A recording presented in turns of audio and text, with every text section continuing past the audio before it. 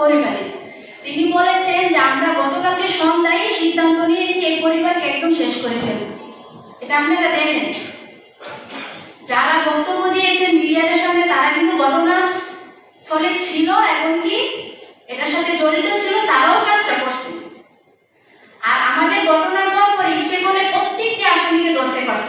আমাদের ঘটনাটা পরে গিয়ে সুমুজি আহমেদ তার বাড়িতে বসে মিডিয়ার সামনে বক্তব্য দেয়। শরীফ পরিবার স্টেশনে ছিল, প্রত্যেকটি আসামি ছিল, তারা কাউকে অ্যারেস্ট করেনি।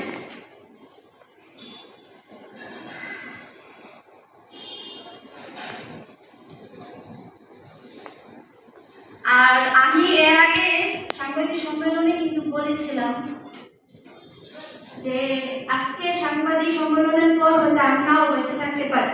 আমি আজকেও বলতেছি, যদি আমি এখনো মেডিকেল আউটও দিন আছি, আমি এখনো সুস্থ হতে পারি নাই। আমার মাথায় 72টি সিঁড়ি, হাতে 16টা সিঁড়ি, পায়ে 20টা সিঁড়ি, মাথায় আছে আপনার 26টি সিঁড়ি। আমার অঙ্গটা বিধ্বস্ত করে দিছে। আমি মনের সাহস আপনাদের সামনে আসছি। আমি বাসায় বোঝাতে পারবো না আমি কতটা যুদ্ধ করে বেঁচে আছি। আমাকে অনেক কষ্ট দিছে। আমি মেডিকেলে শুয়ে থেকে প্রতিনিয়ত বলছি আমার স্বজনদের সাথে যদি আমাকে নিয়ে যেত অনেক ভালো ছিল।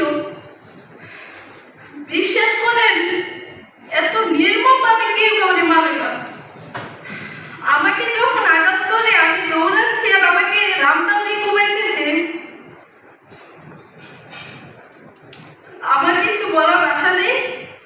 বাংলাদেশে কোনো বিচার নেই, আমি কোনো বিচার পাইতেছি না। আজকে প্রায় 2 মাস হয়ে যেতেছে ঘটনার তৃতীয় দিন রেকর্ড দিন কিছু আসামি ধরার পর আজ পর্যন্ত কোনো আসামি ধরা হয়নি। প্রশাসন ইচ্ছে করলে 24 ঘন্টার ভিতরে সব আসামি ধরতে পারে। আমার মা বিএমপি করতেন, যার জন্য ওই আমলে উনি একজন মহিলা, ওনাকে ইচ্ছে করলে ধর্ষণ মামলা দিতে পারবে না, মার্ডার মামলা দিতে পারবে না, অস্ত্র মামলা দিতে পারবে না। যার কারণে ওনাকে মাদক মামলাটা একটু নিজেই বাংলাদেশের জন্য বাংলা থানায় কোনো মাদক মামলা হলে রেফারেন্সে ওনার নাম দিয়ে দিতে। আপনারা তখন তো নেন যে কয়টা মামলা ওনার যে 1 নম্বর আসামি আছেন, মামলার এফআইআরে ওনার নাম দিয়ে দেয়। আমি ওই সাংবাদিক সম্মেলনে সময় বলছিলাম যে আমি যদি বাংলাদেশে বিচার পাই একমাত্র আপনাদের দ্বারা আমি বিচারটা পাবো, সকল সাংবাদিক ভাইদের দ্বারা।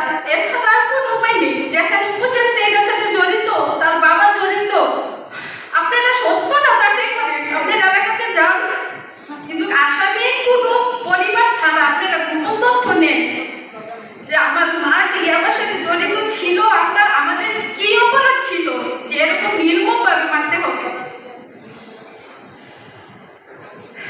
আর আরেকটা বিষয়